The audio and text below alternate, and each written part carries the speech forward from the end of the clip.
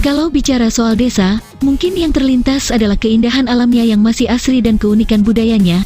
Nah, apa jadinya kalau ada budaya sebuah desa yang mewajibkan kalian tidak mengenakan pakaian di waktu siang hari? Berikut adalah desa-desa teraneh di seluruh dunia yang mungkin aja kalian belum mengetahuinya. Agar tidak tertinggal informasi terbaru dari sudut populer, seperti biasa, sebelum lanjut, jangan lupa menekan tombol like, subscribe dan tekan tombol notifikasi di bawah ini ya.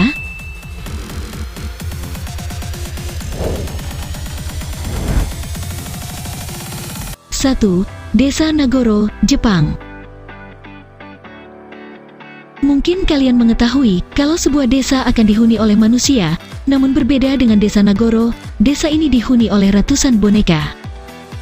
Dahulu desa yang terletak di pedalaman Pulau Shikoku Jepang ini, sama halnya seperti desa pada umumnya yang memiliki penduduk asli.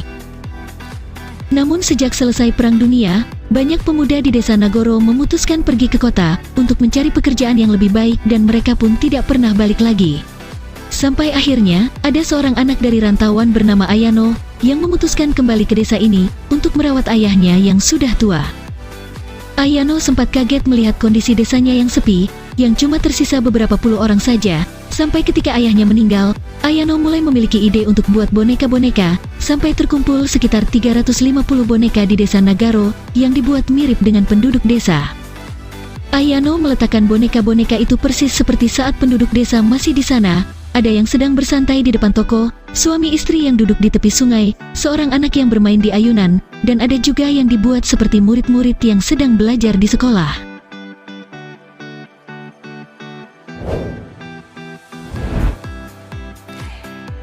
Dua, Desa Hogewey, Belanda. Berbeda dengan desa Nagoro yang semua penduduknya adalah boneka, di desa Hogewey sendiri, semua penduduknya merupakan penderita penyakit demensia. Mungkin kalau dilihat sekilas tidak ada yang aneh dari desa ini, desa Hogewey merupakan desa buatan yang dirancang untuk panti jompo, yang secara keseluruhan adalah penderita demensia parah. Desa Hogewey berbeda dengan panti jompo yang kalian lihat biasanya. Desa ini berupaya sebaik mungkin untuk menciptakan kehidupan masyarakat yang layak huni bagi orang-orang yang tidak berdaya. Desa Hogewey memiliki teater, toko kelontong, kantor pos, taman, bahkan klub. Setiap penjaga toko, pelayan, atau pembantu rumah tangga merupakan karyawan Hogewey yang memiliki peran masing-masing. Hogewey didirikan oleh Yvonne van Amerongen yang pernah bekerja sebagai staf di panti jompo tradisional Belanda. Yvonne berpikir, merawat orang tua di panti jompo itu enggak cukup dengan pelayanan terbaik saja, melainkan bebas untuk melakukan hal-hal yang mereka sukai. Walaupun awalnya sempat menuai kritik, lantaran dianggap menipu dan memanipulasi para penduduk, namun tidak sedikit pula yang mendukung konsep ini, bahkan penduduknya juga tidak merasa keberatan, karena di Hogewey penduduk lebih sedikit mengkonsumsi obat-obatan, makan dengan lebih baik, hidup lebih lama, dan tampak lebih bahagia, jika dibandingkan dengan lansia lainnya yang berada di fasilitas perawatan lansia pada umumnya. Gimana nih? Apa kalian setuju kalau Indonesia juga punya tempat dengan konsep seperti ini? Komen di bawah ya. 3. Desa Yangsi, Cina. Desa ini terletak di Provinsi Sichuan di Cina Barat Daya. Yang membuat aneh desa ini adalah karena 40% dari penduduknya yang hanya berjumlah 80 jiwa memiliki tubuh kerdil berkisar 90 cm, bahkan yang paling pendek cuma memiliki 60 cm. Makanya desa ini juga disebut desa kurcaci. Desa ini awalnya desa normal seperti desa lain, namun desa ini pernah terkena wabah penyakit misterius yang menyebabkan pertumbuhan anak-anak usia 5 sampai dengan 7 tahun terganggu, sehingga menyebabkan warganya sekarang memiliki kaki yang pendek. Namun ada juga cerita versi lainnya, bermula ketika mereka menemukan kura-kura berwarna hitam dengan kaki yang aneh. Awalnya penduduk desa ragu, namun karena keputusan banyak orang, akhirnya diputuskan untuk memasak dan memakan kura-kura tersebut pada suatu acara besar di desa. Jadi ketika muncul penyakit yang menyebabkan mereka kerdil, sebagian dari mereka percaya itu merupakan kutukan atas pembunuhan kura-kura tersebut, yang berimbas kepada anak-anak di desa Yangsi. Namun terlepas dari banyaknya cerita yang beredar, pemerintah Cina tidak memperbolehkan orang asing untuk memasuki desa Yangsi.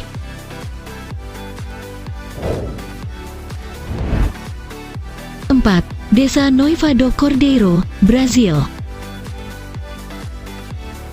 Desa yang satu ini juga tak kalah uniknya, selain karena pemandangan yang indah, penduduk di sini juga cantik-cantik. Nah, buat kalian yang ingin memanjakan mata dengan melihat wanita cantik, kalian bisa ke sini. Penduduk desa ini memiliki wanita yang cantik-cantik. Desa yang terletak di negara Brazil ini menjalani kehidupan sehari-hari tanpa pria. Kehidupan di desa ini sudah terbentuk sejak tahun 1890. Kala itu ada seorang wanita muda yang bernama Maria Senolina de Lima, yang dikucilkan bersama keluarganya oleh pihak gereja Katolik setempat. Alasannya karena tuduhan perbuatan zina. Dengan kata lain, yang mendirikan desa khusus wanita Noiva do Cordeiro adalah Maria Senolina de Lima, setelah meninggalkan seorang laki-laki yang terpaksa dinikahinya. Semenjak saat itu, desa ini dihuni oleh para wanita.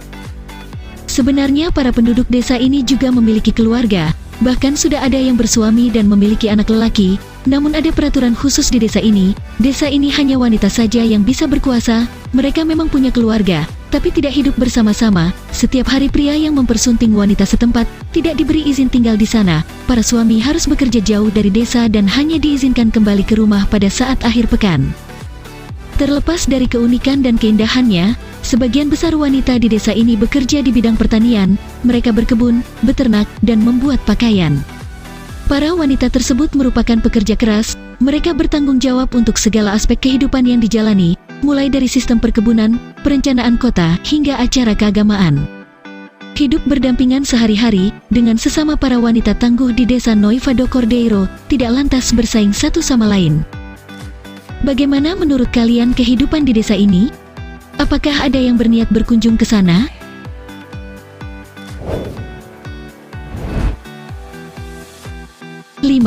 Desa Cape de Arch. Nah, yang sudah menunggu dengan pembahasan desa ini siapa nih? Ayo, ngaku. Arti dari desa Cape de Arch adalah desa bugil. Wilayah bernama lengkap Village Naturih Cape de Arch ini memang sudah jadi pusat kaum Yahudi sejak tahun 1960-an. Bahkan para pengelola dan penduduk desa tidak akan mengizinkan wisatawan yang datang dengan tetap ingin mengenakan busana.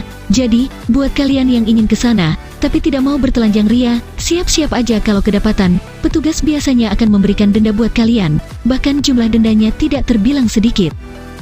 Tapi jangan khawatir, karena aturan telanjang ini cuma berlaku siang hari saja. Karena cuaca yang dingin saat malam hari, wisatawan diperbolehkan berpakaian ketika malam hari. Yang unik dari desa ini bukan cuma itu saja, karena terletak di pesisir pantai, jadi desa ini memiliki banyak spot wisata yang indah yang sayang untuk dilewatkan. Di pantai ini juga menawarkan hamparan pasir sepanjang hampir 2 km, yang menjadi surganya bagi para turis. Desa ini juga menawarkan berbagai macam pilihan tempat tinggal, mulai dari mobil camping sederhana, hingga villa dan hotel mewah. Di sini juga tersedia toko-toko, lapangan olahraga, bar, restoran, bahkan juga ada area rekreasi, namun tetap aja semuanya wajib telanjang.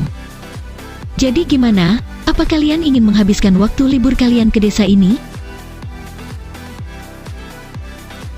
Nah, dari kelima desa ini, mana nih yang ingin kalian kunjungi? Tulis di kolom komentar ya. Nah, demikian pembahasan hari ini. Like dan share video ini jika bermanfaat.